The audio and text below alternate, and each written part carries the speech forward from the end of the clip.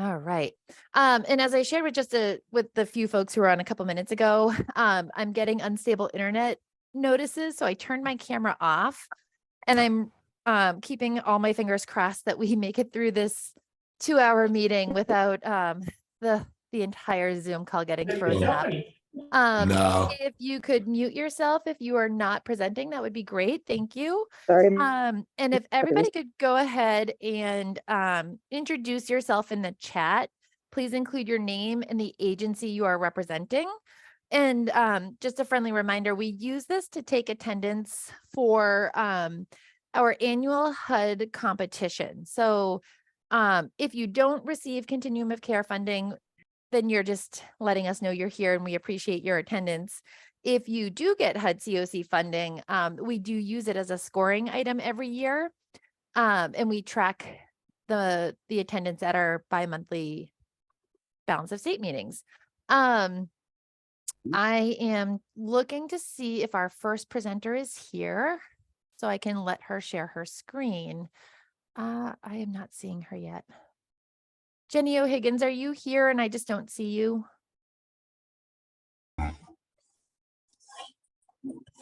Not seeing Jenny yet. So I did speak with Jenny this morning. She is also home with kids, having a snow day, and she was worried that it would, she would have a couple of interruptions. We'll give her a second. Her presentation really leads into our second presentation. So while we wait for to see if Jenny's able to join us, can we shift some of our order and maybe do some subcommittee updates while we wait? I'm looking, I see Heidi in my top left corner. Heidi, how do you feel about jumping in and doing a youth subcommittee update? Sure thing, just one. I'm doing the same problem here. The internet is not stable in time. So is Ariel here too? She's going to help me do that. I haven't seen her yet either.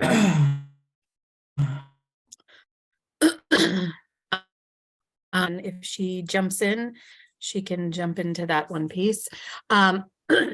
So all but one of our youth homelessness demonstration program grants have been approved by Governor and Council. So we're going in, setting up invoicing templates for our for the Claremont Learning Partnership, Tri-County CAP with 2 projects, and Waypoint has 2 projects as well. So those, all 5 contracts are going through on those, and we have 1 to go. So I'm excited about that. All in the process, varying degrees of hiring, do the work. So excited and welcome, and so have aboard. We do have a Balance of State Youth Subcommittee meeting that's planned for March 15th from 2 to 3 this week. Please let me know, shoot me an email if you have not like to attend. To have information about the projects, provide some more detail, and the groups that we have going forward: our higher education work group, our coordinated entry for youth, youth count work group, and our youth YHDP outcomes, our data work group. And Ariel, head in just in time. Perfect. Ariel, if you wouldn't mind giving the last piece. Oh, okay. I didn't realize that we were starting. Sorry. Sorry, that's okay. We had to switch a little bit in the schedule. So hello, everyone. My name is Ariel. I use she, her pronouns, and I'm part of the Youth Success Project. So I'm chair of subcommittee, but we have a higher education summit coming up on Friday, March, and it is a summit to really call in colleges to work on addressing needs disparities among their student body, specifically around housing, and that's happening on Friday, March 24th. Heidi, registration closes on the 20th, is that correct? Yes. Okay. And part of this came from goal 7 in the Balance of State Coordinated Community Plan to end youth homelessness. So it is us taking a step forward in executing some of those things on the Coordinated Community Plan. And we'll have a panel of young we will have a presentation on some of the youth that we ran the youth count survey in October. So yeah, lots of good information soon. Let Heidi know if you're interested.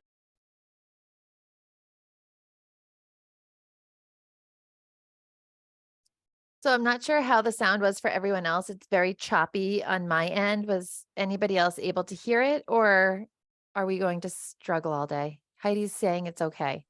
All right. It was good. It was good. Okay. So it's better if I'm the one who can't hear it, because Heidi can give me the updates again later, and Ariel can update me when we have our youth meeting this afternoon. Okay, Jenny, I think is working on getting on, but we'll keep moving through our updates. Do we have a coordinated entry subcommittee update? And again, for people who are just joining, our presenter is home with her kids on a snow day as well. So we're sort of doing the juggling act of balancing work and life and kids and snow and all the fun things. So I appreciate your flexibility as we shift our schedule around just a little bit here. Coordinated entry. Christy, is that you? It's me. I was looking to see if Freeman's here, but so I don't think he is. I'm Christy Schott. I'm the Continuum Administrator and the co-chair of the Balance of State Committee. Yeah. I believe my co-chair Freeman Toth from Belknap Merrimack Cap is out of the storm.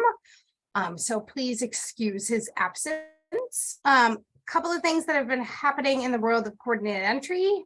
Our Bridges Rapid Rehousing Project, which specifically serves those fleeing or attempting to flee human traffic violence, took their first referral week.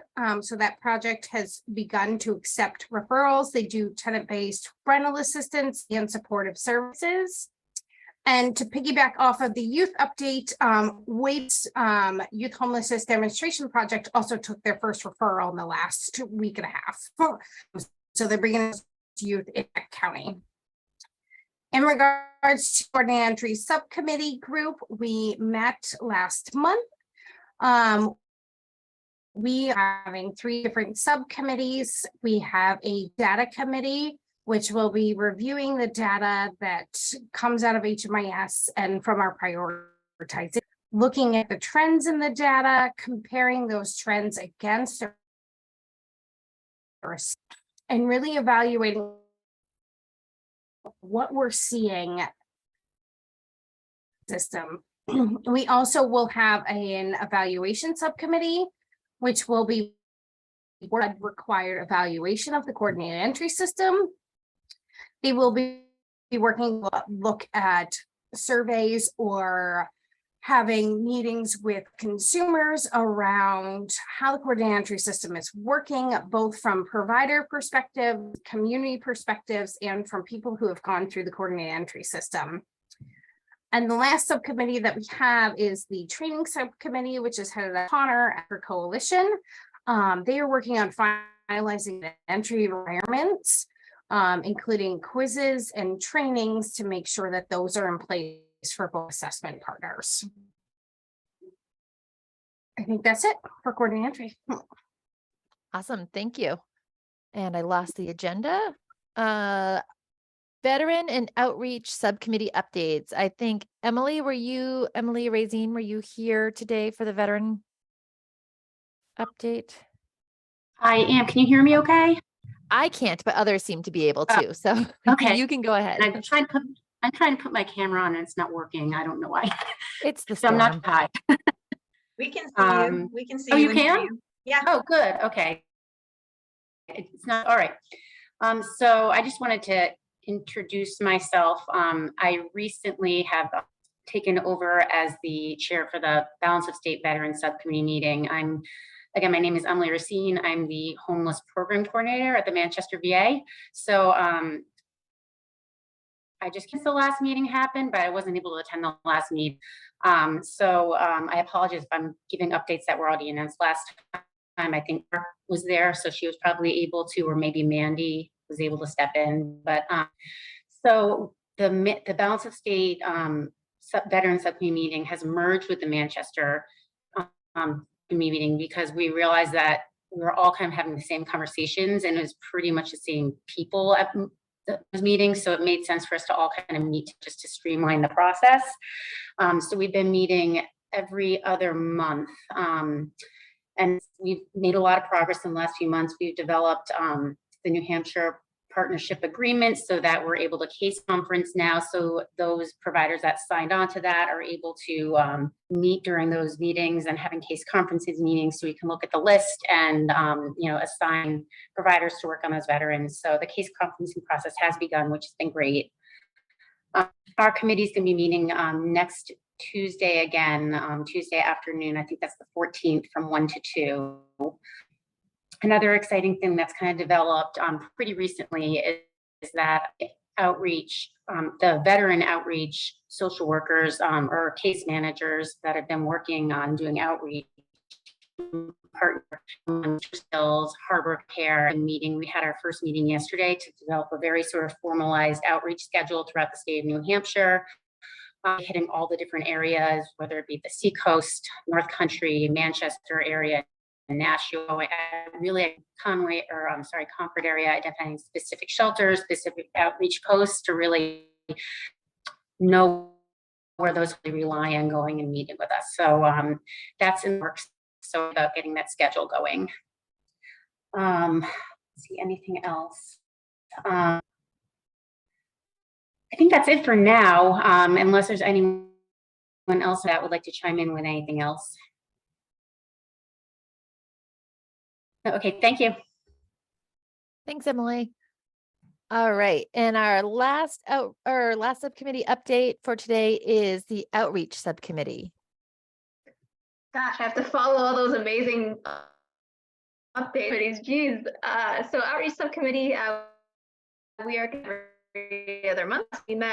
We're looking at training specific to and outreach best practices, as well as implementing some COC wide standards for what outreach is across the balance of state. So more to come on that. Once that will go to the executive committee and then will be shared later date with the entire membership. So stay tuned. Mandy, have we shared with this larger group the updates on the SNOFO? I think we did through email, but have we had a chance to tell everyone? Can you? Yes. So, well, we were told that we project. Congratulations to CAP of Merrimack County, as well as Concord Coalition to End Homelessness, who were awarded projects. Beyond that, though, we are still anxiously awaiting word about the next steps. So as soon as we have more information, we will be in contact. I'm very excited, though. We're one of very few communities across the nation that were chosen for that SNOFO. So really want to give kudos to everybody that was involved in conjunction with the regular NOFO. So thank you for your patience and your participation in that. It really matters. And as a sort of mini follow-up to that, we have still not gotten the update or the award announcements on the regular Continuum of Care competition from 2022. Our fingers are crossed that it will be any day now. So as soon as we have those updates, we will let you know. We did put in a couple of new project applications this year, and we are crossing our fingers that we get those approved. Jenny has told me she is trying to get in. I don't see her yet. So I think in the interest of our time and not wasting or just not getting behind on our agenda, I will switch to some regional updates and then we will bounce back to Jenny as soon as she's able to log in.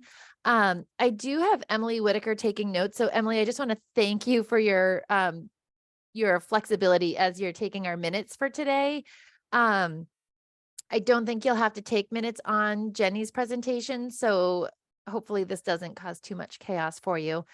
I am going to just kind of call out local community groups in order as they're listed on my spreadsheet. And if somebody's here from that group that could give us a local update, that would be great. So I will start with the Belknap County LSDA. Do we have anyone here who could give an update? Hi, this is Freeman Toth, mobile at the moment, but the Belknap LSDA meeting is alive and well. Yeah, nothing really new to report. I will say that anybody in need of shelter, the Doobie emergency was operational last night and will be operational this evening as well. They'll be picking people up at the City Hall parking lot across from the Lakes Region Mental Health van at around 8 p.m. Excellent. Thank you, Freeman. All right. Oh, I see Jenny. All right. So we will pause the other local updates. And Jenny, if you're ready to go, we'll do a brief introduction of who you are.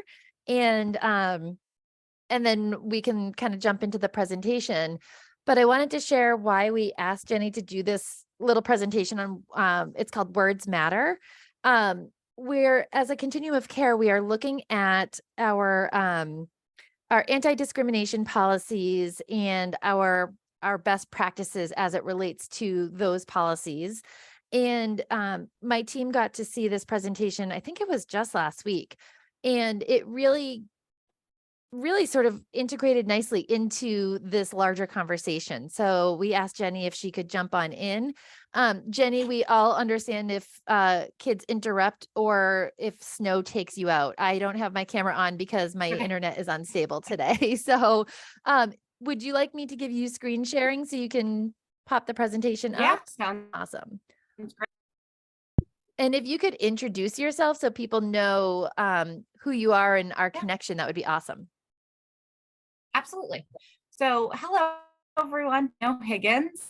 So I'm a policy analyst in the Division for Behavioral Health. So I look across our different systems and try to, work on the integration of mental health with substance use disorder, and obviously housing. Housing has recently joined our division as well, which is really exciting since we've had so much collaboration over the years.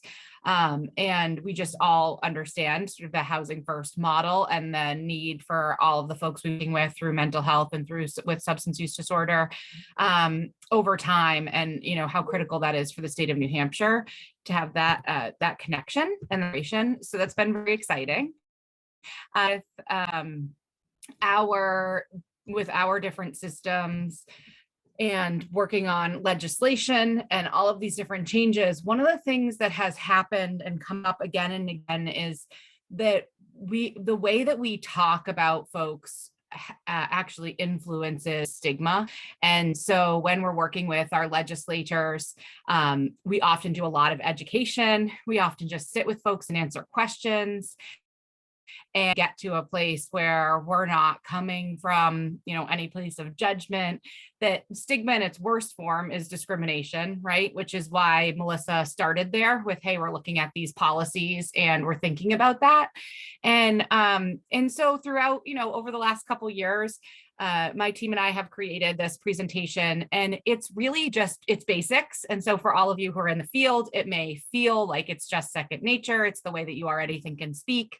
But I kind of think of it like CPR or something, where we just need to continue to be retrained and have good reminders. And I think about it as like learning together. So the whole presentation, I'm not coming from a place of like, I have it figured out and now I'm here to teach you.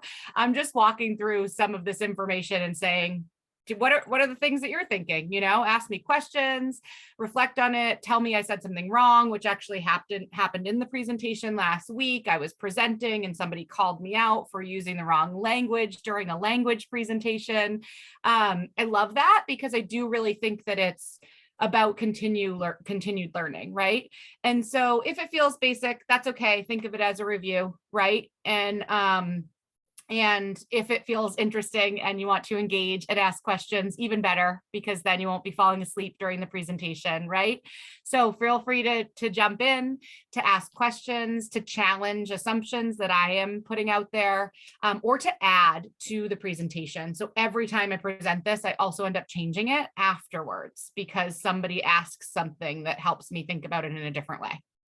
So that's, who I am and sort of where I'm coming from. Also, to give you just a little bit of background on me, my expertise is really in prevention, and my career prior to coming to the state of New Hampshire was with youth services. And so sometimes I'll frame some of these thoughts about working with adolescents in particular, and then happy to learn from other people's expertise as well. All right, I'm going to share screen and get us started.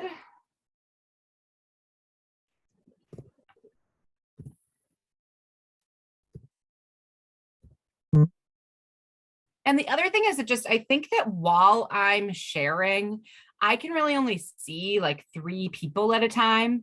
So if you want to unmute and jump in with a question, or, Melissa, Heidi, and Megan, and people that are on from DHHS, if tell me if people do like the raised hand feature, or if it seems like somebody needs a question. I'll just need that help because I can't really see you all. I'll keep an eye on the chat and the hand raising to see what we have. All right, great. Cool. And the more you interact, the better, right? It makes it less boring. So please do stop me or ask questions.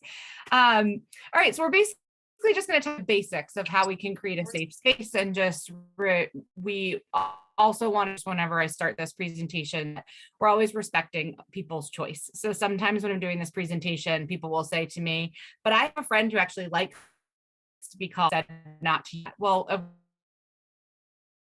someone else and say, you can't call yourself that. How in the field safe plated and not that, open with this quote that words are important, have great, carry a sense of hope, and possibly create, a sense of pessimism and set us up for low expectations. So the reason I, start with this,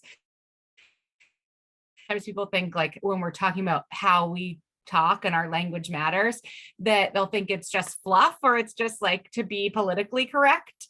And while it may be some of those things, it also goes deeper than that, where there's significant research that shows that, folks that engage in an emergency room do or do not go on to engage in treatment based on the way they hear the ER staff talking about them. There's some significant research around the retention in treatment based on how we talk about folks, and then how they also their outcomes based on how they feel about themselves. So the way that we talk as a society also sets us up to understand our self-worth based on how society views us, right? And so it then being, politically correct, and it does create a sense of feeling worthy of going on to get well. So that's really the most critical piece. Reason that we do, that we want is just around to better connect with others, to break down negative types, and the 6 of it is that turn people into things. So the basics of this whole training is language, right, which you've probably heard of before. And person first language means that we're just talking about the person diagnosis or disease or thing that they're experiencing. And the reason that we do that is that none of us are defined by anything, right? Us are simply our diagnosis, or simply one part of ourselves. Our identity is made up from a whole bunch of different pieces. We may call ourselves a mother. We may say, I have children. We may be, we may have a professional career, but the point is that our identity is different things. So if we start identifying people as the thing that they are, think them as a whole person, and that impacts how we treat, access services and care. So these are just, pieces we kind of talked about the people who experience stigma are less likely to seek treatment services. They're more likely sooner, so it reduces retention services, leading to outcomes. Some of our language is in a professional setting, and some of it is informal, and it's how we talk to colleagues when we think can't hear us, or how we might talk at home, and in a second grade birthday party when we're off with our kids and our friends and things like that. I would challenge us not only to make these changes in our professional lives, but also to carry them through in those informal settings, because of our society, so that we all can shift those attitudes around people.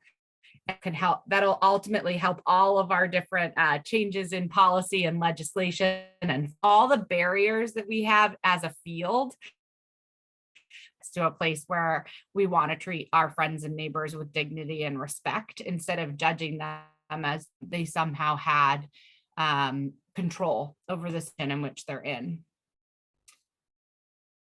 So the basics, again, of that person first language, we've already talked about that. It's about creating non-judgmental spaces, expressing concern, and showing compassion and empathy. So here's some examples. We do this afterwards. We don't have to read through all of them, but some examples of just when someone's sharing their experience, right? The idea around how do we make a space that feels non-judgmental, or how do we show that like empathy in words? And so one of the ways we can do that is, that'll pass, or there's worse off than you are, or, oh, I know how you feel because I went through XYZ. Instead, we're validating and opening things up so that we are really asked. So that's why, when I said earlier that I actually come from services background, I always would be kind of asking myself, how do I be an askable adult? Like, that's kind of how I thought of it. How do I set myself up to be somebody that a lot are sort of willing to, and how am I willing to like sit in that? And part of that was just being not making those the feelings they're experiencing. So, one of the big things that happens, is a breakup.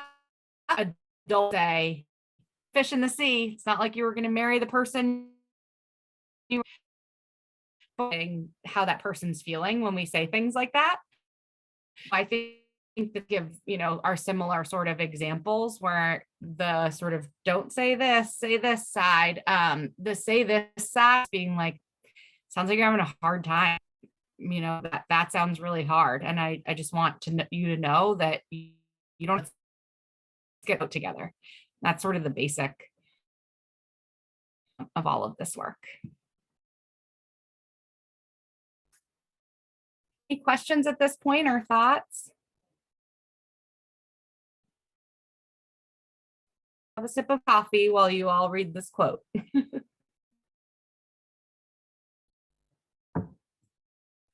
And I'll just read so much. So I feel like it's nice to hear it and have it sit with people.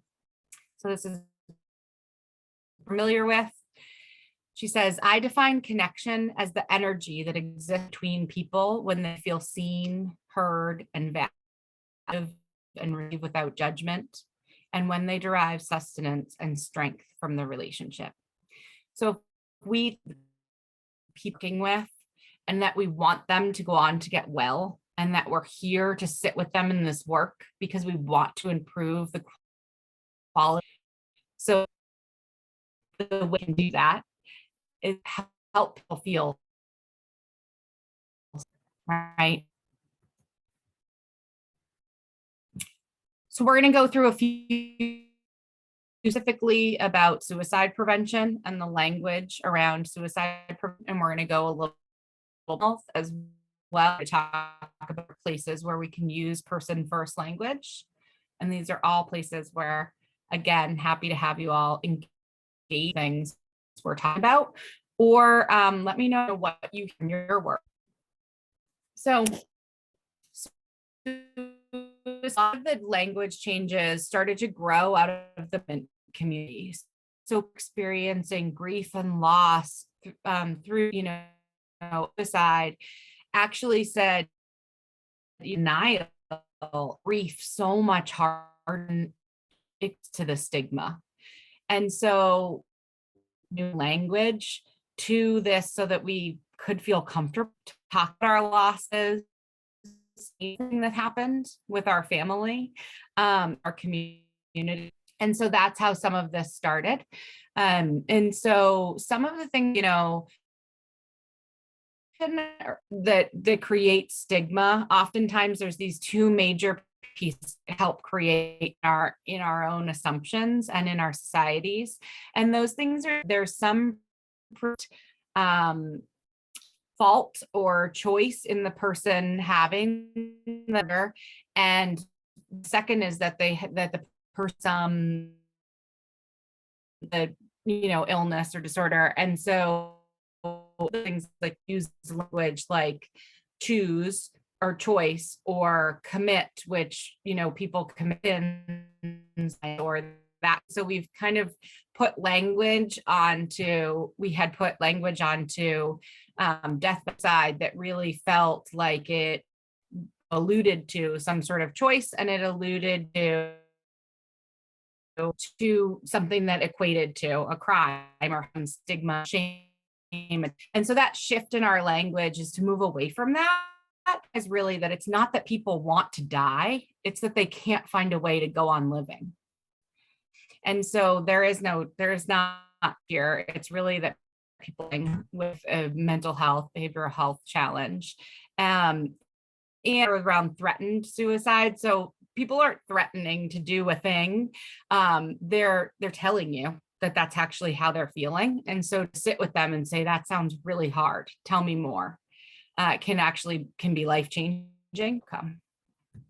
The other pieces are, around saying that somebody was unsuccessful or had a failed attempt. Would be that the person went on to live and went on to find help, appropriate treatment, and enjoy life again, right? So that shifts in this language here are again with sort of committed piece, but also with the idea of success. That really just isn't helpful in connecting people with the care. So another piece around if people were coming to you with thoughts, you wouldn't want to say things like, you're not thinking of killing yourself. Like you want and need that answer to be no, right? You're not thinking about that, are you? I'm not a person who's willing to do, as opposed to had any thoughts of suicide or what's been going on with you lately? Are you okay? Worried about you, and I'm here for you. Those are things that are more like door openers instead of closers. Melissa, I see that something popped up in chat. Is there a question?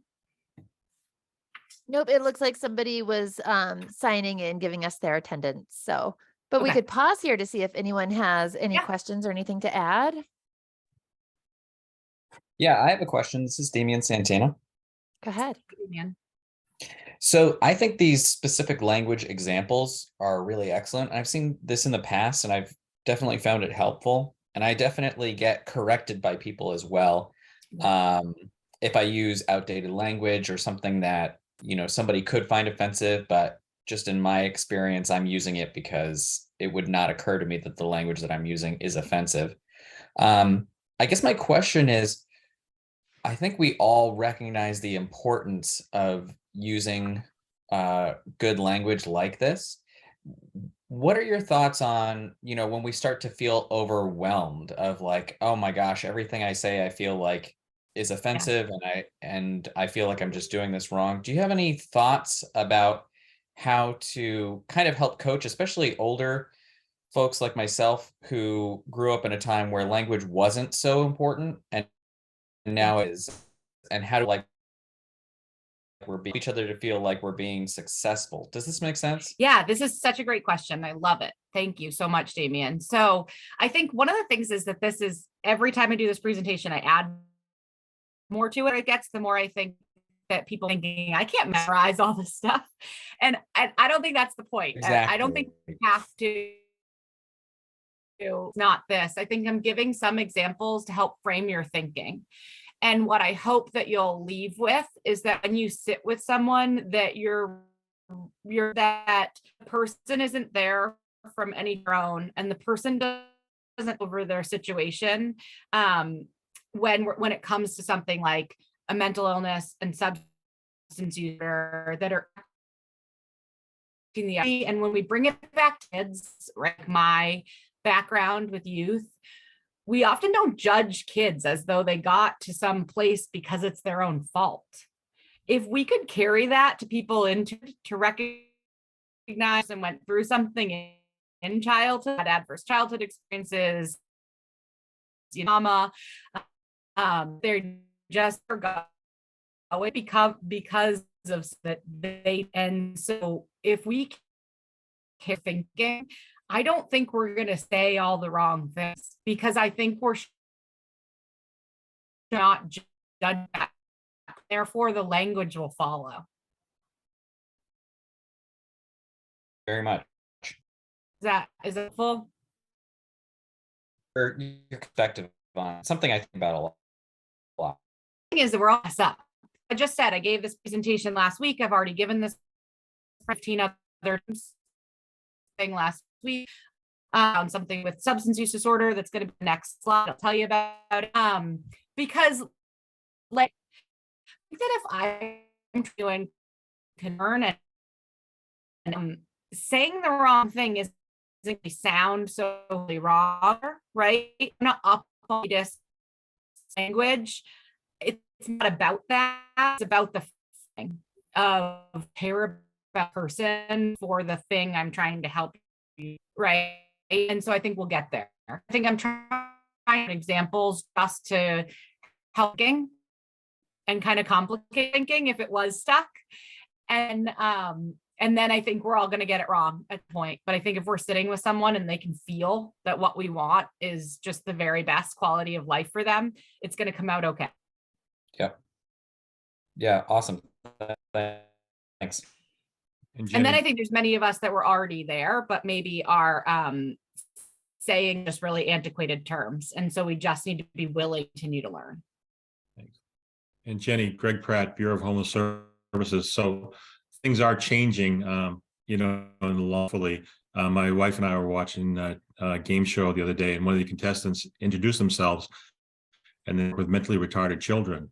And we looked at each other, gasped for just a moment, and realized we were watching a show from the 70s on the game show channel. So things are changing. And like even the sports, the Washington Wizards, the Tampa Bay Devil Rays, and now the Tampa Bay Rays. So things are changing slowly. Just people have to be made aware of this. But great presentation, by the way. Thank you very much. Thanks, Greg, for jumping in. Thank you. I thought that was such a excellent question too, because honestly, it's like I can't hold all this in my brain. I'm already trying to hold all these services and this complicated system. And I don't think you have to leave here and feel like now I've memorized all this terminology. I think it's just a helpful framework. Are there other questions in the chat, Melissa? I do see a hand. Linda? Okay. Here, we'll stay back on this. She's coming. Okay. Can't see you all. So I'm like, not sure what's going on over there. So Jenna, whenever you're ready. Hi, my name is Linda. Only because I have personal experience in this area. Just to encourage people, your heart makes more of a difference than the words, even if you stumble over the words. Where your heart is coming from, more of a difference. So just to encourage people not to totally get caught up in the words. But I'm very encouraged by the words because it is a difficult area to be in. And to have people be able to step in and be willing to help people walk through this area is great. I think, Linda, I couldn't agree more. I think the exact same thing. I think some of this language, you have suicide prevention experts too, who you're listening to at a national level on a webinar, and they're saying commit suicide. So like, yes, it's changing, and a language is habitual. And so we forget oftentimes too, or we say the thing because we've always said it that way.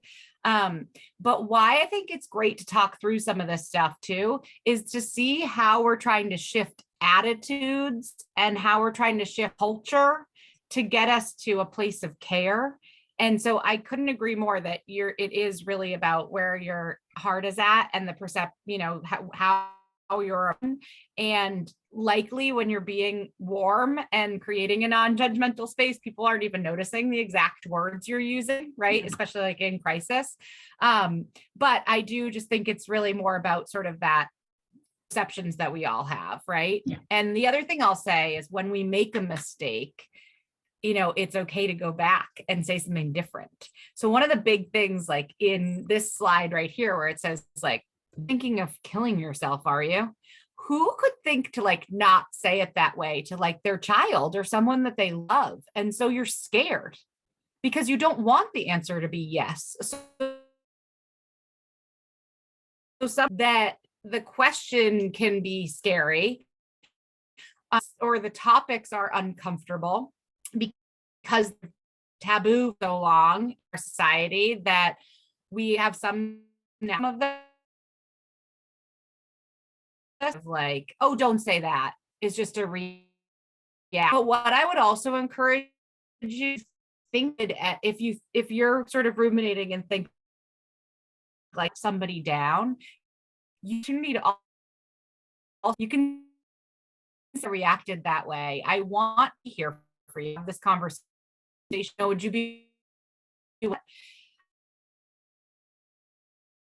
people like in my own, where you kind of like the time to have the comment in that moment, you go back to, and you can always say, I'm sorry, that was my reaction. I felt kind of scared, but I want to get through this with you, and to I think it's more important that you ask the question and that you still in their time of need than that you worry about how you ask it. And I wouldn't want language to stop you from, confronting a crisis or working with somebody.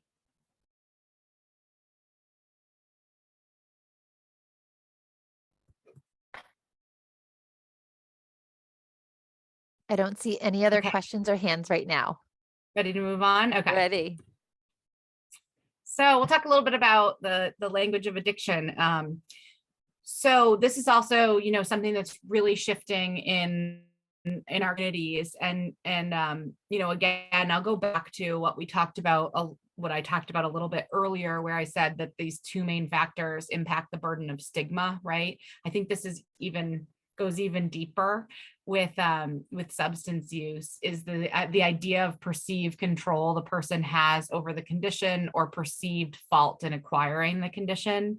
I think there's a really an additional layer of stigma on substance use. And so we are, working hard to try to shift some of that. You'll see on the right that things like addict and user and junkie and words like that are, again, they're making the person the disorder or the illness instead of putting the person first. So that person first language, an individual with a substance use disorder, people who use drugs, people who use substances, that kind of thing. It just makes it the person. And that's one thing that they've got going on. And they're also a whole other person, right? So people who use drugs also have families and jobs and, all different kinds of components of their identity. And so when we that makes, for coming from something stigma,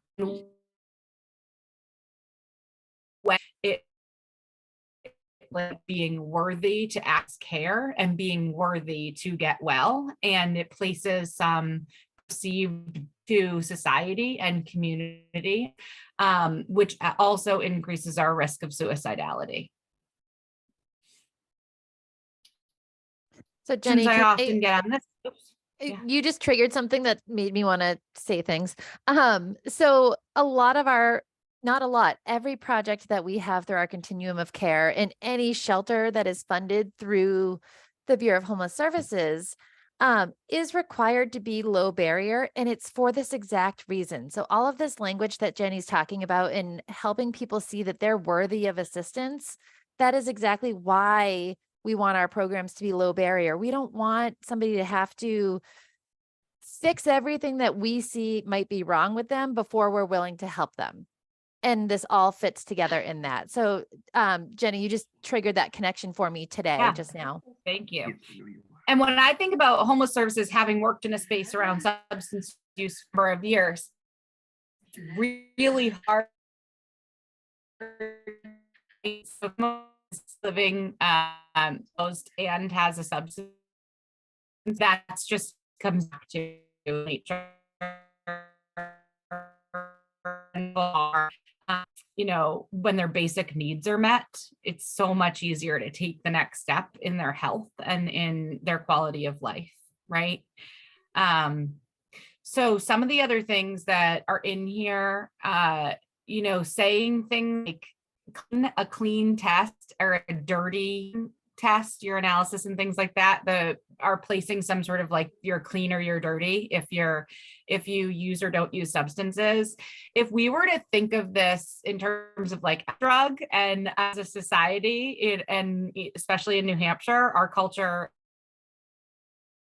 and so it's interesting how we place sort of this really negative sort of stigma on illicit drugs. And I also think it has a lot to do with poverty. When the way that we talk about people, I think we have a lot of, you know, wealthy also use substances, and we don't look at it in the same way as a society. We often place additional stigma on things that are hard to look at. And I think that, you know, that's something that comes up a lot in New Hampshire around homelessness. Wendy, I see you have your hand raised. Yeah, I just wanted to make a comment. Thanks so much for all of this, but I also wanted to mention that we try to use the same language in regards to syringe service programs, in regards to, so we don't have clean needles or dirty needles. We have used and new. So I just wanted to point that out as well, but I appreciate it. Thank you so much, Wendy. Even in like when we're thinking about policy and legislation and access to funding and all of these things, the stigma impacts whether or not New Hampshire's even ready for harm reduction programs like services, right?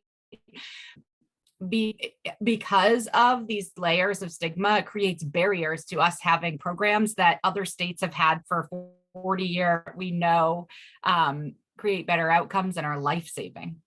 So that's some of the reason that I hope that everybody will sort of carry these language changes into their informal lives, because we have this legislature of over 400 people in New Hampshire, and there are regular old community members and friends and neighbors. And so how we start to think and talk about these things really can have major influence, especially in a place like New Hampshire, that I think is just so driven by like word of mouth and relationships, you know? And we certainly are still in need of a lot of those shifts if we are going to make, you know, a really big difference in all of these issues and services in the state. So the other thing I'll just describe in case you haven't heard it before is that substance use disorder is a diagnosable, you know, illness in the DSM. Whereas when we say substance use or substance misuse, that could be that, you know, a person uses alcohol or other drugs. And maybe that includes binge drinking or risky behavior, or if the person is under 21, because it is illegal even for alcohol, we may say misuse instead of use.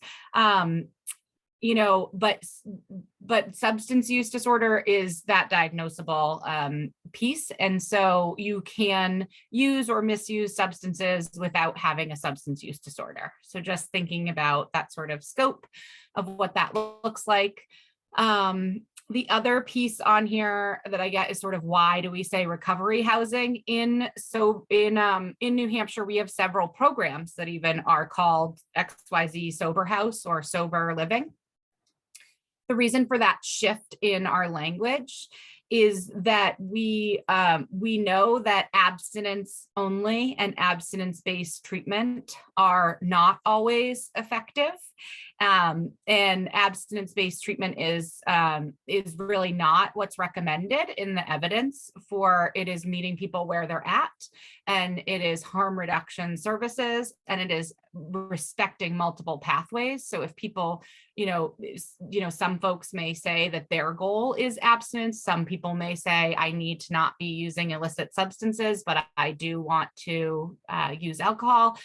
All of these things are just from personal choice, and respecting those multiple pathways and how a person defines their recovery is the shift from sober house to recovery housing. Because the other thing that we find is that there is a lot of housing options and, shelters and things, I'm sure, in the realm and the field in which you work that just don't allow any substances whatsoever. And it can be really difficult to have someone to start engage in treatment. And then when they have a recurrence of use, it's actually a symptom of their substance use disorder, but then they are discharged from that treatment. So trying to make sure that we're shifting how we think of that, and that we're continuing to treat a symptom of an illness instead of saying, you're not welcome here. So that's some of that shift. And I think of it in really simple terms. We wouldn't, whenever the dentist asks me if I'm flossing, I'm always like, oh, do I really want to answer that? But imagine if, because I wasn't flossing, the dentist refused to see me. That would be really problematic for my prevention and my treatment. And so if we just think about this as we would any other medical condition, then we're going to think, yep, we're going to keep meeting people where they're at because they're allowed to make decisions in their own care. So that's one of those big shifts. And the other big shift around medications for substance use disorder, we used to call that replacement or substitution therapy.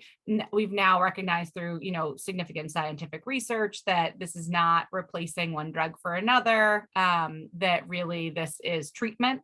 And it's also the reason that we don't really say MAT, because the MAT was medication assisted treatment. And really it's not assisting treatment, it is treatment. So people actually with opioid use disorder have better outcomes than they would in withdrawal management or detox alone on medications long-term. And so that's a big shift in that language as well. And I'll pause for questions there too.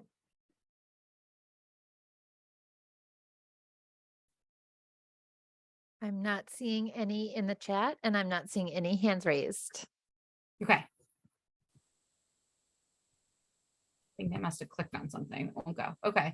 So here's some additional language related to addiction spaces. So, they're oftentimes in addiction spaces, people may talk about trauma and violence and sex work and all of these different types of things. And we're just shifting language here as well. You'll see that we also have, language around person without housing, person experiencing homelessness. We've been hearing unhoused a lot. Happy to hear your reflections from the field on that language too.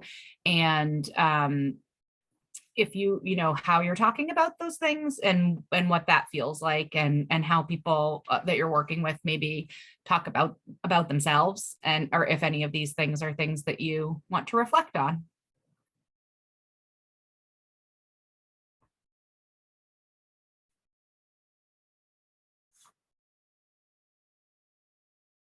Right. I'm curious about that last one. Yeah. Never heard that one before. Yeah, so actually I have resources at the end of this, and you can see sort of where these came from. And it has a better explanation too. But I think this is actually about the abusive relationship then defining the people that are in it, as opposed to a person who is abusive. And so trying to shift that attitude again to not say that you're defined by that, abusive relationship, and using the person first language for the person who is exhibiting violent behavior. I think sorry, Jenny, some of the other changes we've seen around that space, and I am not an expert in this, but we have seen a shift from victim of domestic violence to survivor of domestic violence. it's not exactly person-centered, but it is a shift from placing blame to sort of giving credit for surviving a really hard situation.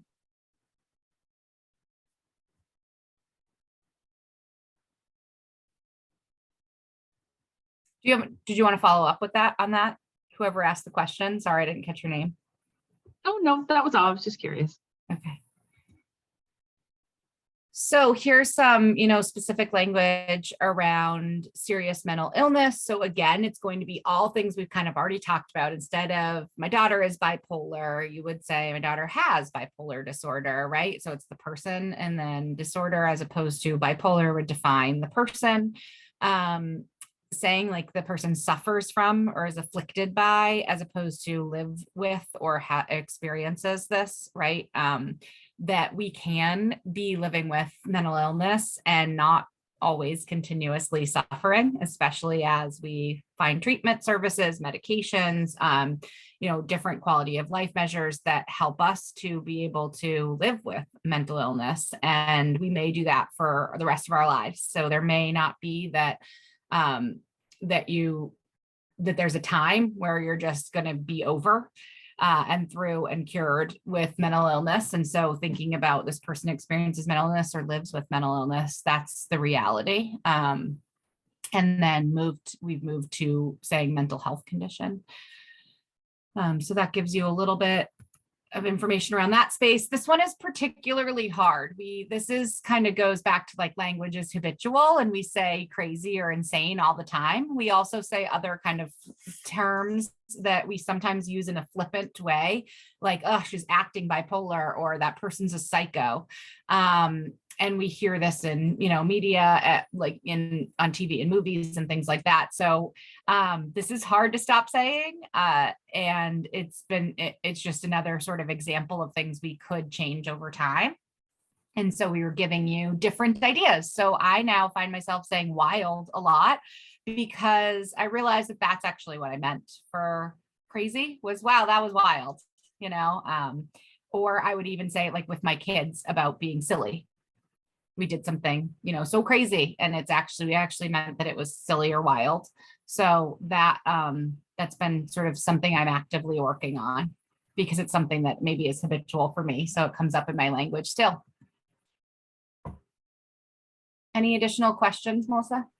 I have two different things. I have a comment from Ariel that says she uses wild as well, and that it's been a process of teaching herself to use the different word and figuring out which one felt right.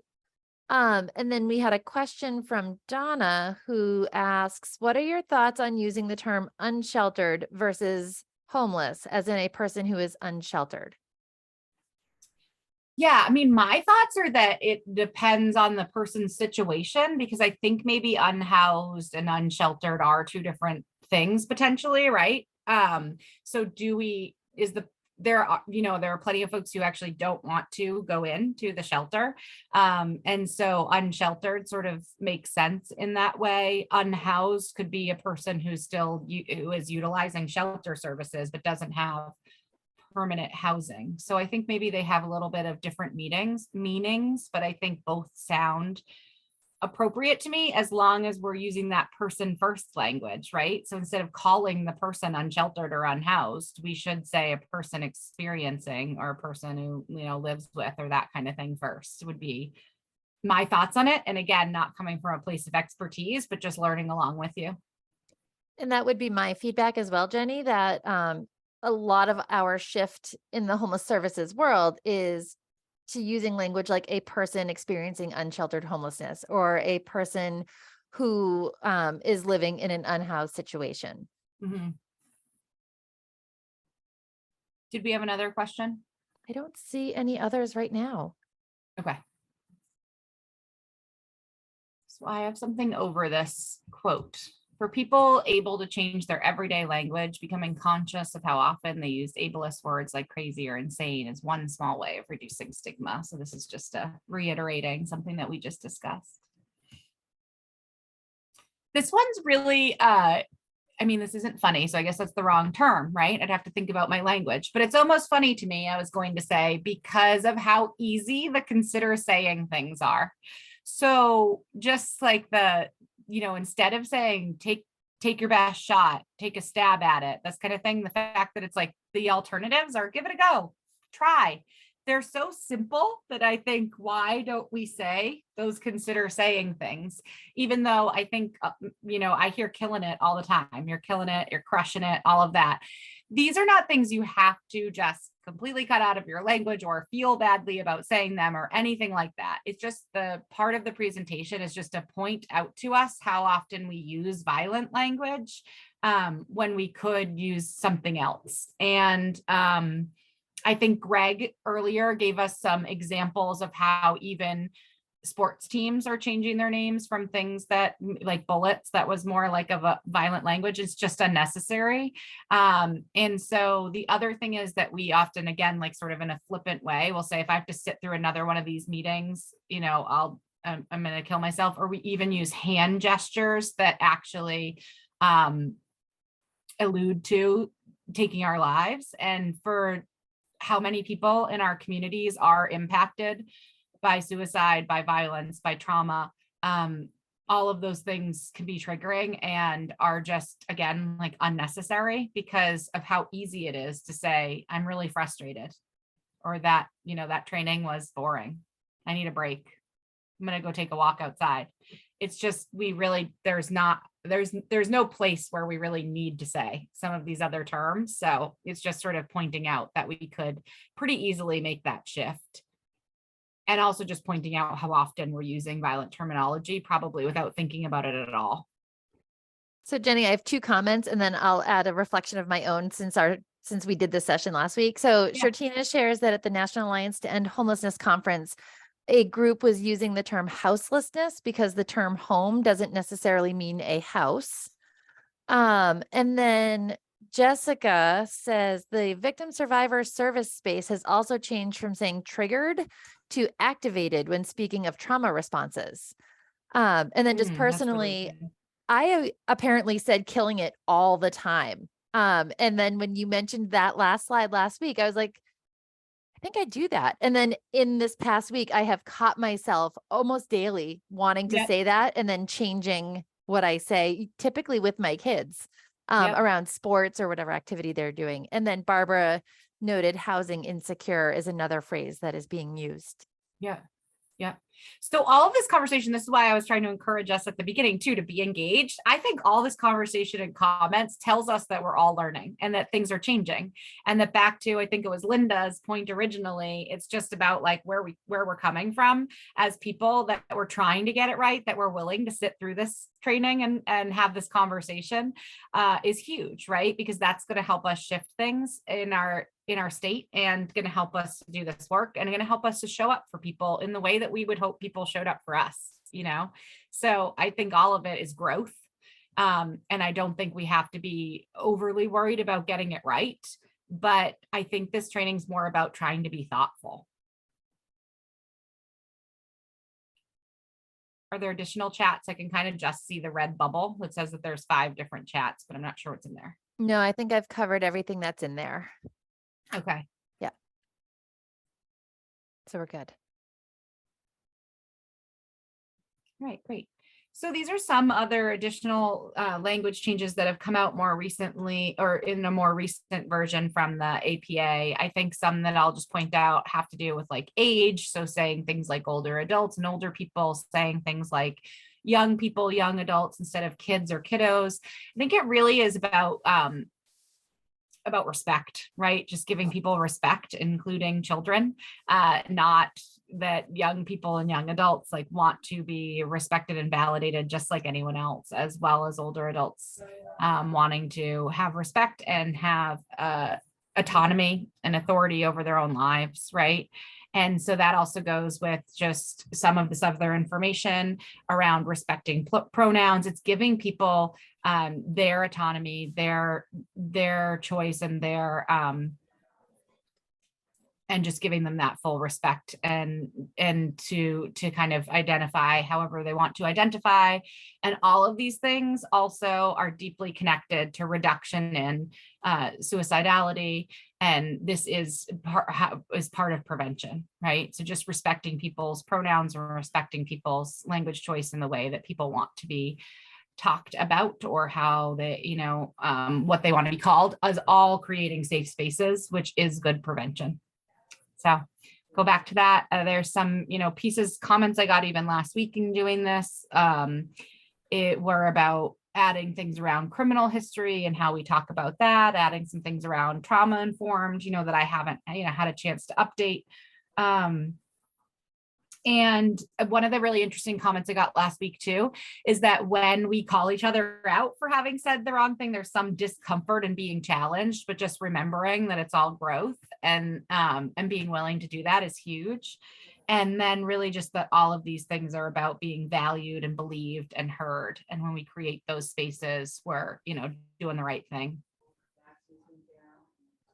And I have one comment in the chat with just another consideration. Barbara shares using different ability rather than disability. Mm-hmm. Thank you, Barbara. So again, we just end on the note of, why we're doing this. How we talk to others and about others makes a difference. It impacts our access to care. It impacts our retention in care. It impacts our health outcomes long-term. It impacts how people think about themselves and their own potential for recovery. It impacts their, idea of worth and worthiness to receive care. It broadly reduces stigma, both on an individual and a societal level. It establishes connection, and promotes that help seeking and that treatment piece. And then in the slides, I embedded some resources. So when we send these out, these would be hyperlinks that you all can check out as well, including, framework for successful messaging that's specific to suicide prevention, some words matter pieces around substance use disorder, recovery friendly language, as well as equity, diversity, and inclusion. These inclusive language guidelines from the APA have the piece around violence and the about that question that was asked that I'm not sure that I answered very well. So that's something you could check out as an additional resource, as well as this last one. And I'm going to stop sharing and happy to engage in any discussion. And now I can see you all. I'm on mute. We do have a couple of different comments in the chat. Ariel shares that she's heard some mixed things on different ability. Sorry, I scrolled up and then lost my spot. Sometimes people in that community don't like differently abled because the accessibility barriers they face are very real. And then Travis, your comment is quite long and thoughtful. I'm going to read it. I think this presentation ties into accountability so well. People are human and are not always up to date. There is so much power in recognizing past mistakes in language, apologizing when necessary, and being conscious and thoughtful around language going forward. We need to remain receptive and open to conversations like these. I love that feedback. Any other thoughts or questions for Jenny?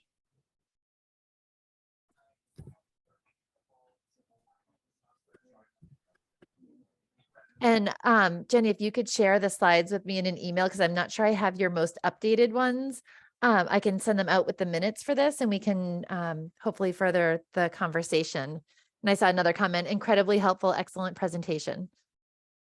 Thank you guys so much. Thanks for sitting in this with me and being willing to learn.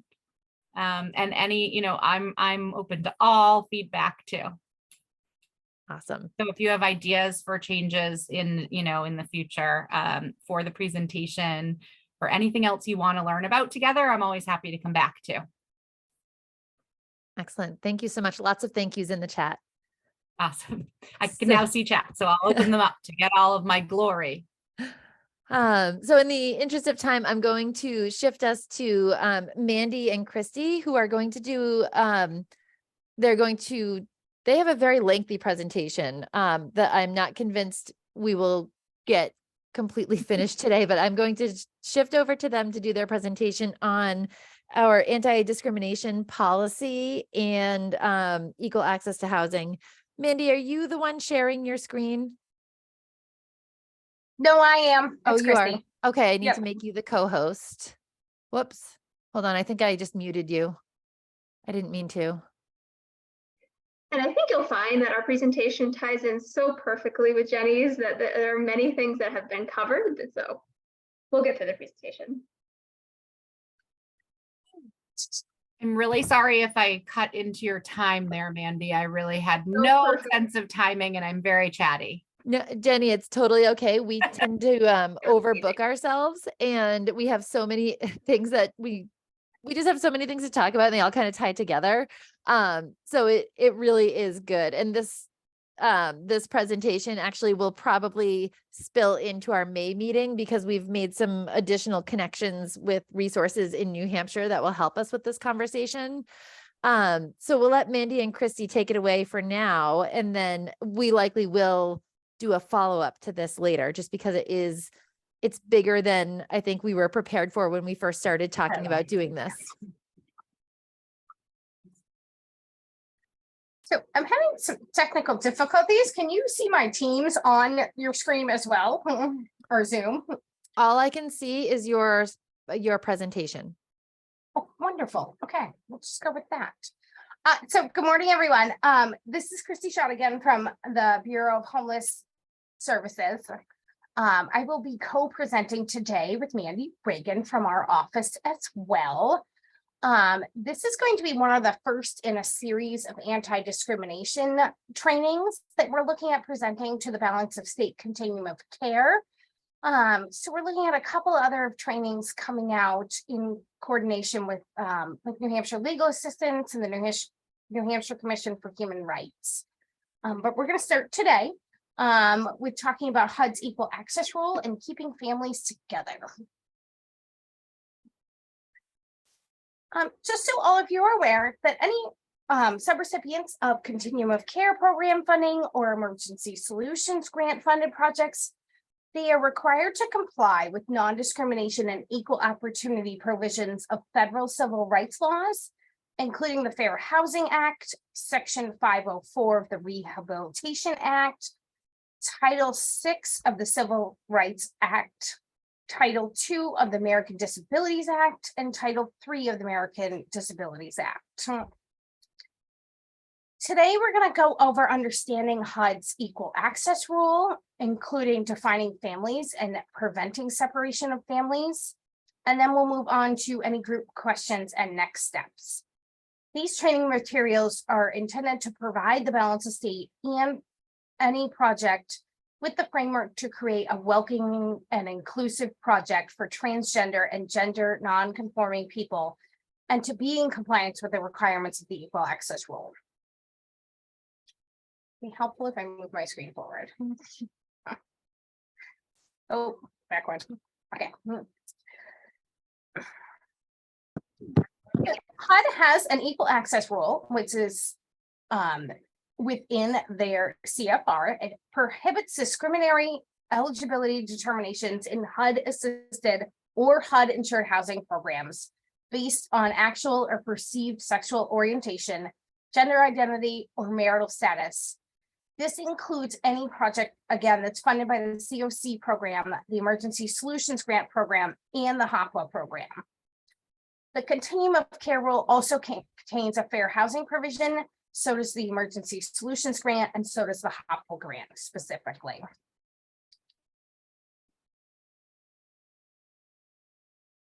HUD's initial equal access rule was published in 2012. It required any recipient or subrecipient of HUD's community CPD funding, which is community planning and development, as well as any owners, operators, and managers of shelters and other facilities and providers of services that were funded by the CPD program had to comply with their equal access rule. This rule initially ensured that all HUD programs were open to any eligible person, regardless of sexual orientation, gender identity, or marital status. It also established standards for the terms family and family unit. The 2012 rule did not however, address transgender and gender non-conforming individuals and how they should be accommodated in temporary or emergency shelters and other buildings and facilities used for shelter. So in 2016, HUD amended the rule to specify that individuals are placed in accordance with their gender identity. There is no requirement for individuals to prove their gender identity. Providers also had to update their policies and procedures, sorry, to reflect those requirements. They also asked that non-discriminatory steps must be taken to address safety and privacy concerns of transgender participants. I'll make it through this. However, participants must not be required to accept those accommodations. Hold on one second. HUD also issued a response. It was one of their frequently answered questions. That any emergency shelter, transitional housing project, or permanent housing project that serves households with children, while it was acceptable for them to limit assistance to households with children, it cannot limit assistance to only women with children. Shelters must also serve the following family types should they present in order to be in compliance with the equal access rule, including any single male household with minor children, or any household made up of 2 or more adults, regardless of their sexual orientation, marital status, or gender identity, who are presenting with minor children. And with that, I will turn it over to Mandy and do better at moving the slides forward. All right. So I turned my camera on, but I keep freezing. So I'm going to turn it off for now in an effort to maintain some continuity here. So everything we've talked about today is, my presentation is lost, is really part of a larger theme with HUD funding of meeting people where they're at, right?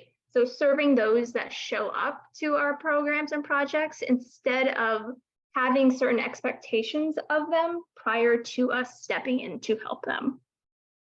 So we wanted to highlight the significance of the content behind the equal access rule with HUD. So while we're talking about HUD funding here in the presentation today, it really is significant that the entire continuum, regardless of funding source, starts thinking in strategic and in inclusive ways in order to best serve those coming through. So transgender individuals in particular are impacted by violence and discrimination in ways that both contribute to their homelessness, as well as keeps them from accessing necessary shelter, resources, and other services. They're twice as likely to experience homelessness as their non-transgender counterparts. 1 in 10 transgender individuals reports being evicted based on their gender expression. 1 in 5 reports being denied an apartment or a home based on their gender expression. Turning to point in time data, next slide. What we're going to see here is a breakdown of cisgender adults. And we're going to get into language in just a moment, but for clarity's sake, for this slide, the term cis actually means match. So cisgender then means one sex assigned at birth matches one's gender identity. The next block is transgender adults. Transgender means an umbrella term for people who are identifying their gender identity is is different than their assigned gender at sex. And just for clarity's sake, this is unsheltered. So I know we had a conversation earlier about terminology, and it's important to note that when we say terms like unsheltered, when we're talking about the point in time count, this is unsheltered as defined by HUD. So a place not meant for human habitation. And then finally, the last and most significant block here at 80% is gender nonconforming, which means someone who does not conform to traditional gender roles or stereotypes. So these are big numbers, right? These are big percentages. This is concerning. We also know that even when folks are seeking assistance, when they go to shelter or are seeking other services, that often they're not served in a way that is inclusive and trauma informed. They may be placed inappropriately. Nearly 30% of them are experiencing homelessness or being turned away from shelter due to their gender status. And almost a quarter are experiencing sexual assault perpetuated by staff, volunteers, or other shelter residents. The next slide. So when we talk about discrimination, right, what does that look like? We wanted to have a baseline of what that means in practice as you all work through. So some examples could be a provider hanging up immediately after someone calls revealing she is transgender, provider making references to genitalia or surgery as requirements for appropriate housing placement, providers refusing to enroll participants because they would make other participants uncomfortable or feel unsafe. Next slide. Management of housing projects or facilities failing to address complaints from the LGBTQIA2S+ individuals regarding harassment by other residents. Project staff revealing individual status as transgender, and then requiring special procedures for households of transgender individuals. Or project staff excluding individuals based on the family composition. So we have some learning to do as a nation and as community and as a state. But I think it's important to note, as was shared in the presentation this morning, that this is a learning experience, right? We are learning together. And as a first step in creating safe transgender and gender nonconforming environments, I can go to the next slide. Using respectful language is that huge first step. So that communicates to the project that all eligible residents are welcome. It is important to note, though, as Jenny mentioned, that we want to make sure that the individuals themselves make that final decision about how they identify and how they express themselves. We would not be correcting folks when they are using terminology to describe their own gender identity. It's also important to remember this is progress, not perfection here. As Jenny mentioned too, that language is habitual. Language is created over a lifetime. And sometimes we have these well-worn pathways of saying a word or a phrase. The only way we create new pathways and walk new paths is to practice. And practice requires us the vulnerability to mess up and to fail. And to know that that's okay so long as we're working on being better. So if you accidentally use the wrong word or phrase when interacting with someone presenting to your project, apologize, correct the mistake, and move on. You may also practice by including pronouns in your introductions and your email signatures. I know a lot of us are doing that as part of a larger narrative that we have to step beyond our own individual assumptions, that one experience or our own experience is the only baseline that's out there. It opens ourselves up to listening to others' perspectives, as well as understanding how to best serve folks that are coming through our projects.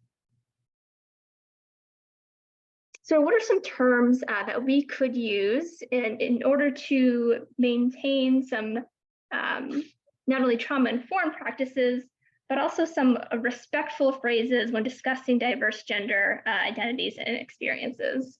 We've put together some of these that have been compiled from individuals from the transgender community, subject matter experts, advocates, as well as service providers. Know that these are some, certainly not an exhaustive list. And I love Damien's question. It is such an important question and the question to ask about how do you manage in a world that has so many new languages and is ever evolving to maintain a trauma-informed perspective, but also that the ability to be able to integrate new language without feeling overwhelmed. So know that we're providing these words. Going back to that practice though, it's something to include and to be mindful of, but we understand that you may not know every single word right out of the gate. So just a few of them. Assigned or designated sex at birth. Frequently, it's just a binary designation of either male or female. Traditionally, They are assigned at birth by a medical professional. So that's based on a person's internal or external anatomy at birth. That could be chromosomes, hormones, internal and external reproductive organs, or secondary sex characteristics. It's important to note that this may or may not correspond with one's gender identity, which should be on the next slide. So gender identity. So this is your internal or innate sense of being male, female, or another gender. This may be different than the sex assigned at birth or one that's listed on the individual's identity documents. This may also not be visible from the outside. I think it's important to note that when we're talking about the equal access rule and serving those based on gender identity, it is based on that gender that people know themselves to be. That's what we're discussing here. So gender expression, this is the external expression of an individual's gender identity, exhibited through behavior, pronouns, clothing, hairstyles, body language, and voice. So this is how society identifies masculine and feminine, although what masculine and feminine are defined as often changes over time and certainly varies by culture. So this does not always correspond with a person's gender identity for a variety of reasons. Next slide. As we mentioned, cisgender is that match to one's assigned sex at birth and one's gender identity. Transgender is that umbrella term, again, that we talked about earlier, whose gender identity may be different from their assigned sex. It's also important to note that that individual who transitions may no longer identify as transgender. Transitioning is a phrase that some, but not all, transgender folks go through to begin living life as the gender in which they know themselves to be, rather than the gender that was assigned to them at birth. Transitioning does not require medical treatment. Trans woman is someone who lives or identifies as a woman, but was assigned male at birth. Note that they may or may not have undergone medical treatment, and sometimes are referred to as a male to female or MTF, but these terms may not be preferred as they really can overemphasize that the person was born male rather than her current identity. Next slide. So trans male, someone who was born or identifies as a man, but was assigned female at birth. Again, may or may not have undergone medical treatments. It is sometimes referred to as female to male or FTM, but again, that can overemphasize the person was born female rather than his current identity. Non-binary person is someone who does not identify as male or female. And gender nonconforming, who does not conform to traditional gender roles or stereotypes based on cultural and societal ideals that can vary quite a bit, and individuals may be perceived as having a different gender than their outward appearance.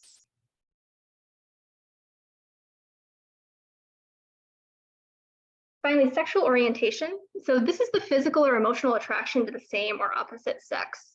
So these gender identity, gender expression, and sexual orientation can sometimes be confused or used interchangeably, but in fact, they are not the same. This attraction, sexual orientation, can be related to various factors, not just gender identity. Transgender folks may be straight, lesbian, gay, bisexual, or queer. For example, someone who transitions from male to female and is attracted solely to men could identify as a straight woman. Providers should always use and refer to the person as the person identifies, such as their pronouns that match their gender identity, unless they request otherwise.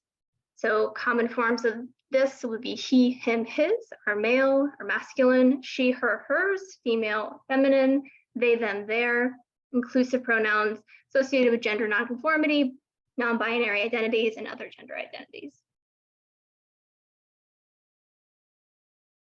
Next slide. If you're unsure about a person's gender identity or how they wish to be addressed, ask politely and privately for clarification. Start by offering your own pronouns first, and avoid generalized gendered titles such as ma'am or sir. It's also important to note that people are not one thing. So someone who presents your project, you really want to be thinking about all of the ways in which they may be facing discrimination or disadvantages. So intersectionality is that concept.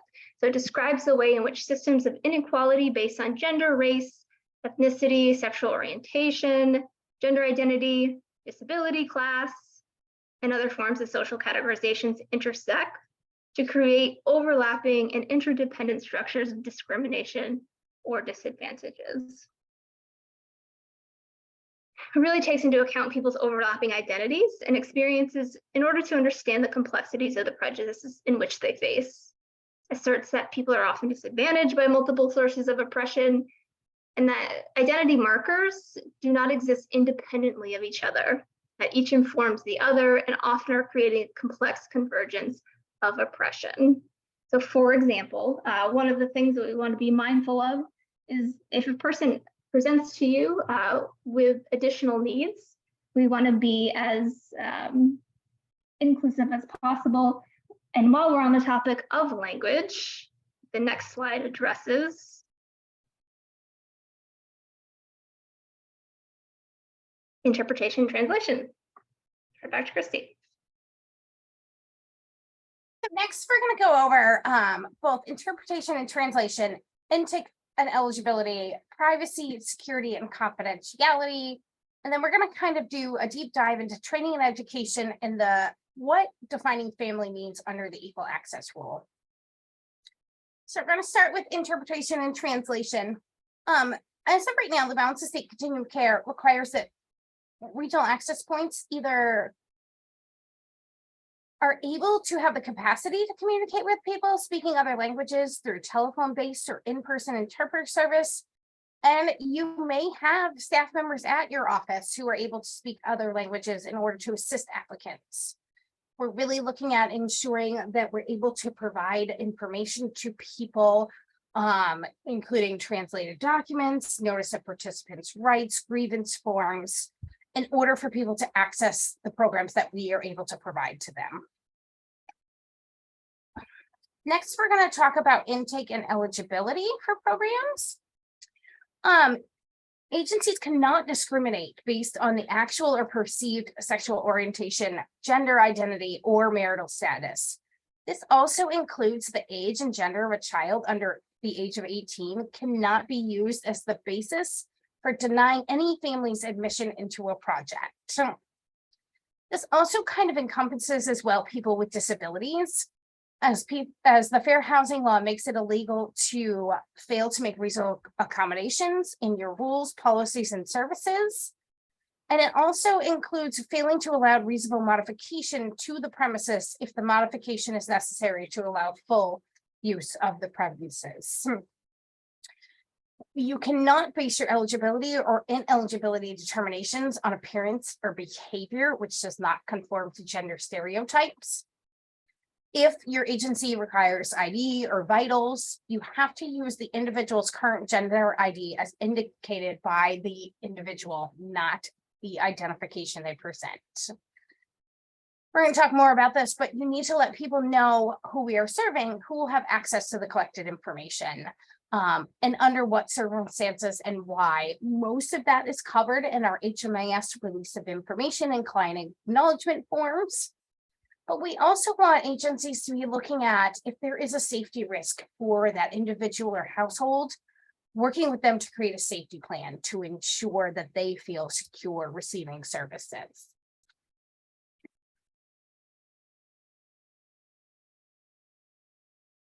When you're doing an intake or eligibility with participants and households, in regards to personal questions, you don't really want to be asking questions or seeking information concerning a person's anatomy or medical history beyond what you really need to know for the purpose of providing services.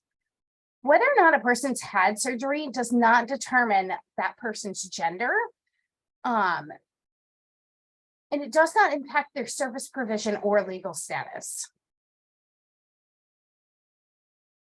Next, we're going to talk about privacy, confidentiality, and safety. Most of the agencies that do receive funding through Continuum of Care, ESG, and PAPWA have to ensure that they develop written procedures about the confidentiality of records. And ensuring especially that any project that is served through domestic violence bonus funding, that the address of those individuals is not released, except with the written authorization of a person responsible for the operation of the project. And this also includes that ensuring that the address or location of any program participant will not be made public, except as provided and consistent with state and local laws. So I think most of you know that our HMIS system is very secure and adheres to all of HUD's security, privacy, and confidentiality requirements. When you're actually working with a participant, we also need to make sure that they know that we are ensuring their confidentiality and privacy. So really looking at, does the individual want a private space to complete an intake and for you to collect the data that HUD requires? And really letting people know that their answers do not prohibit any services provided to them. And really ensuring that your agency does have those safe and respectful places to do those intakes and to meet with people.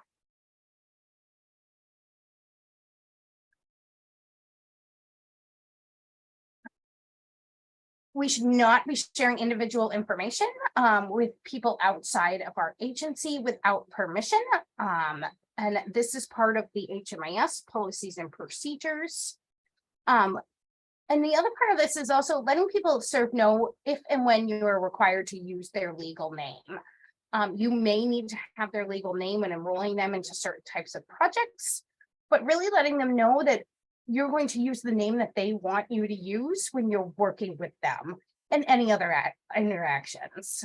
Kind of like if their legal name is, let's say Joe Smith, and that's what comes on their social security information, then that's the name that is on their social security information. But if they want to be called Bob, then you will call them Bob in every other situation.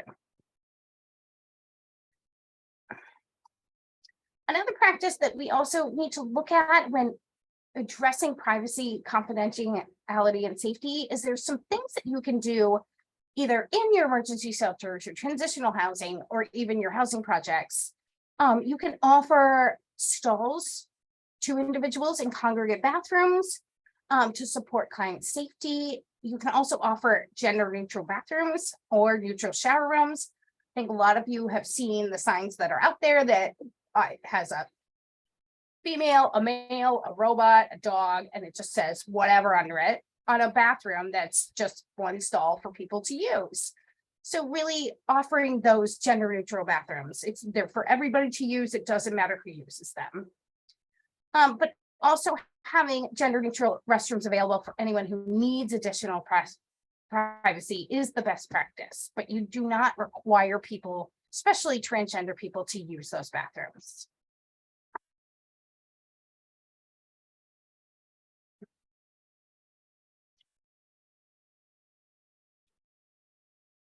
If you're serving a person who is non-binary, need to discuss housing options with them as the same you would with anyone else, and ask them what is their choice, what are they most comfortable with. All of the housing and options we provide are based off of client choice and really should be centered around them. You're also should have a preference to move people, such as moving a person who has concerns towards a person who may identify as another religion that is different from theirs. If that individual needs to be moved for harassment and safety concerns, then that needs to be addressed. Next, we're going to talk about training and education. So what are some of the things that you can do as an agency or as part of our continuum of care, working together to end homelessness, and really looking at, as Jenny talked about earlier, how words matter. Looking at correcting any misinformation or inaccurate conclusions that transgender clients are threatened on for their health or safety. So when you have another client that is threatening someone who is transgender, really working with them to address those issues and that misinformation and educating them. Ensure that your staff is up to date on subject matter training. This may involve changing the culture at your agency, including trainings, modeling behavior, that practice piece that Jenny talked about again this morning, and even Melissa was talking about trying to implement as well, and modeling that behavior to your staff.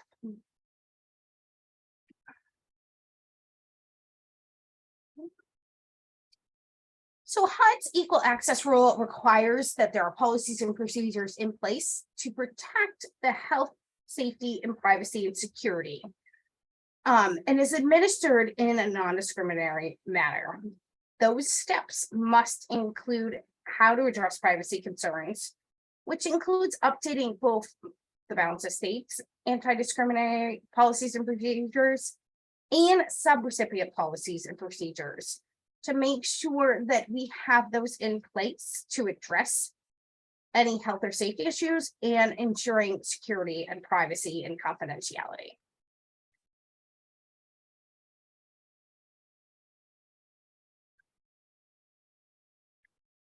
So when you're looking at your agency's materials, you need to make sure that you have intake materials that allow individuals to indicate their legal name and the name they prefer to be called. I think some of you know that I have one of the world's longest names. So whenever I go somewhere, people actually ask me what I want to be called. Most of you know I go by Christy, but that is not my full first name. So really having that space, even for everyone, to have the name that they prefer to be called. And then on your applications and any other forms that you have is updating those gender markers to make sure that they're aligned and people have the correct markers that they can choose from that they identify as. So if any of you are constructing new shelter or spaces or housing opportunities, making sure it includes and promotes privacy and safety in sleeping areas, bathrooms and showers, and also having those spaces within your buildings to provide confidential space to discuss any issues related to harassment or other concerns connected to their gender expression within your project. Next, we're going to talk about HUD's equal access rule and what the definition of family means. Family includes, but is not limited to, regardless of marital status, actual or perceived sexual orientation, or gender identity, any group of people presenting for assistance, with or without children. Doesn't matter how old they are, their relationship, or whether or not the person in the household has a disability. So this can include a family with or without children, including a child away from a foster home, an elderly family, a family who is experiencing disabling conditions, or even a displaced family. You cannot discriminate against anyone presenting as a family based on the composition of their family. And Christy, can I add an example? Yes. So I have seen in the past requirements that parents produce a marriage certificate in order to be housed together with their child. That would be an example of a violation of this equal access rule. So as I said earlier, family means any group of people that present together and identify themselves as a family, regardless of how old they are, their relationships, or anything else. And they must be served as a family.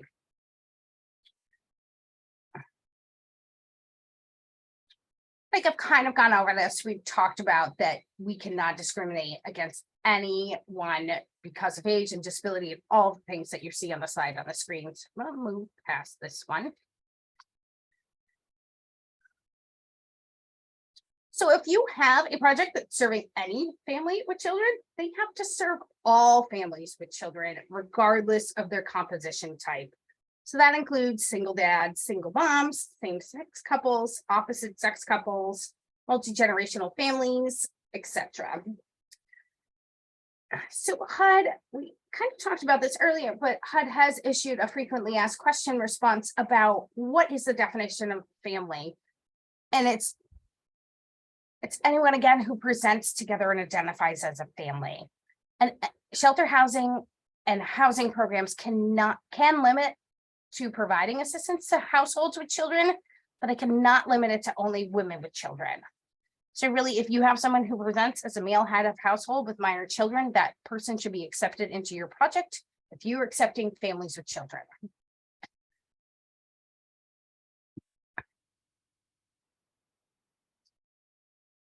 So involuntary family separation, what is this?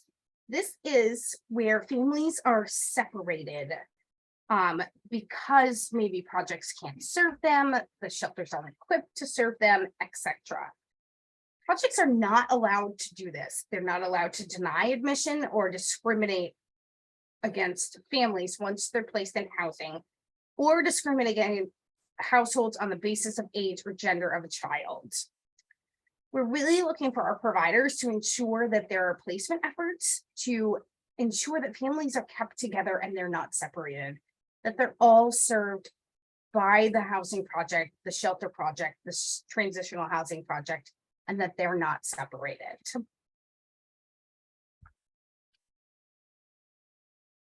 Next, we're going to talk about the protections under the Fair Housing Act,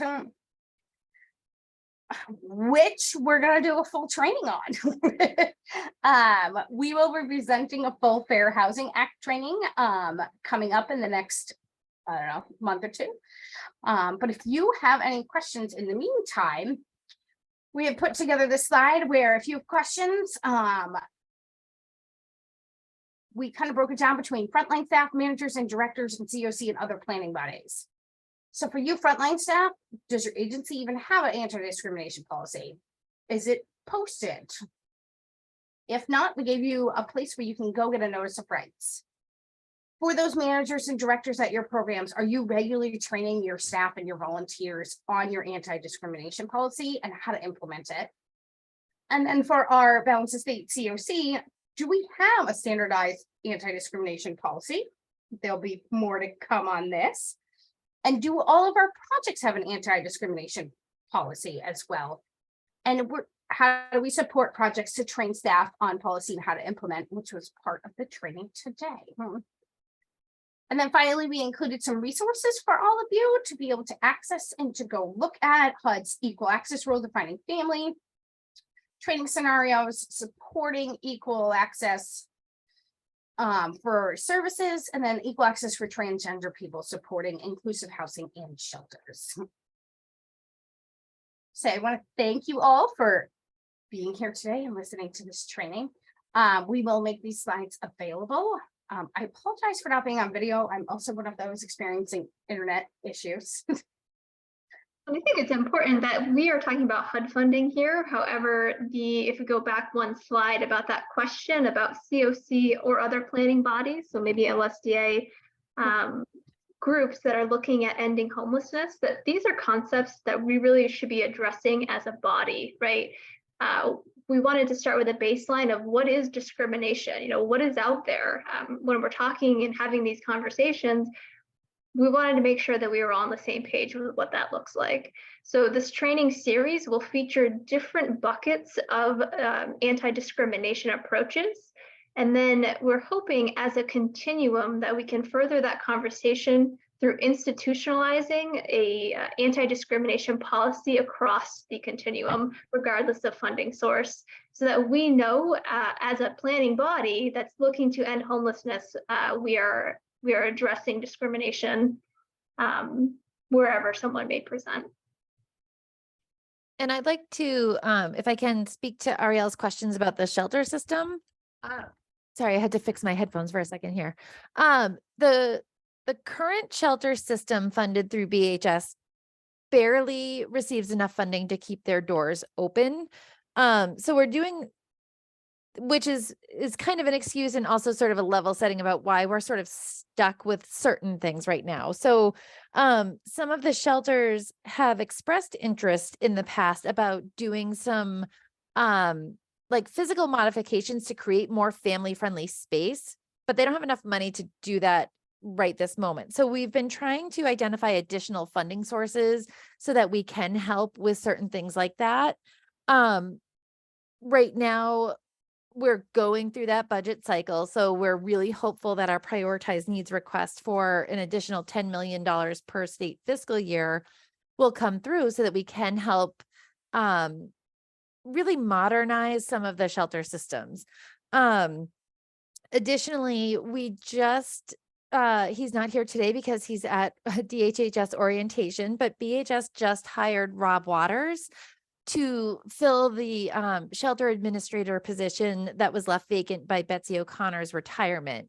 And one of Rob's priorities that he has identified is really getting out there to meet with each shelter to talk through a lot of these things one-on-one, and to identify additional ways that we can really move forward as a system to be more inclusive, more responsive. But he just started Friday, so I need to let him go through orientation before I get him out there. So yes, Ariel, my preference would be that the shelters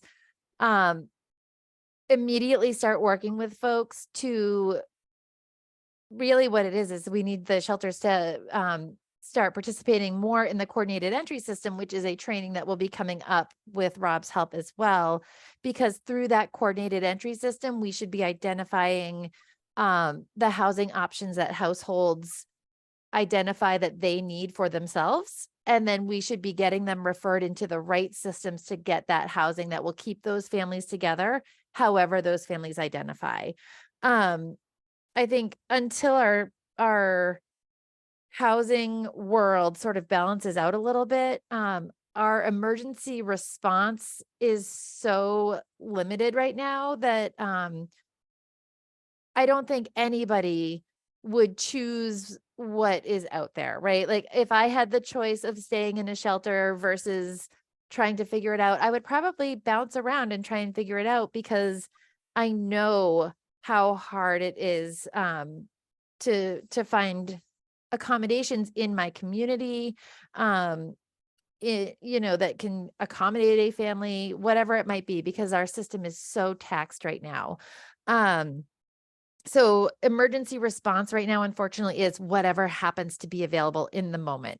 But we are really trying to shift towards identifying the right solutions, allowing the families to identify the right solutions. We're not identifying what they want. They're telling us, and then we should be helping them get there. I think it's been a work in progress over the past couple of years, and we're very slowly being able to expand that sort of culture shift as we move forward. I hope that made sense. And in the interest of time, do we have other questions for Mandy or Christy? We will be sharing the slides. We will also be getting the recording posted. And once it's posted and I have the link to where it's posted, I will share that with the minutes as well. And then, as Christy mentioned, we will be having additional trainings in the near future. We have 8 minutes. Are there any other updates that anyone would like to give, either about regional work, agency updates, anything else?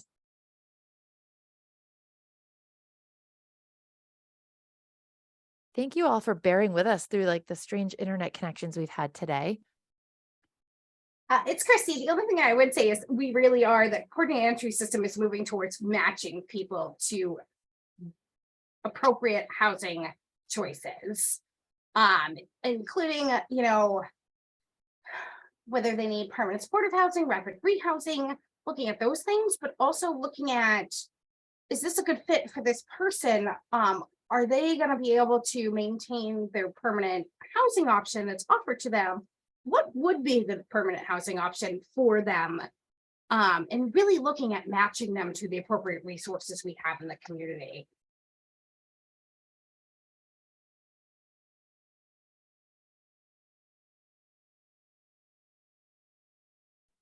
right. Any other updates? If you didn't put your name and agency in the chat, please do so before you log off. And I think if there are no other updates, we can call it a day. Thank you, everyone. I'm going to leave the chat. I'm going to leave the meeting open for just another minute or two. So if anyone needs to put their name in the chat, they can. But I appreciate all of you attending on this snowy, cold, miserable day.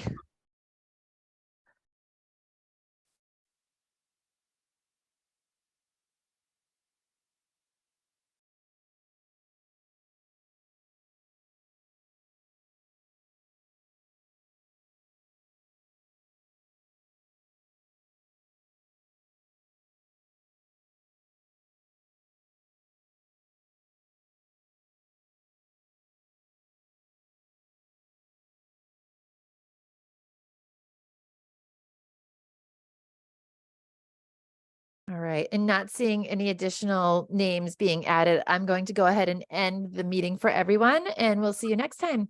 Thank you.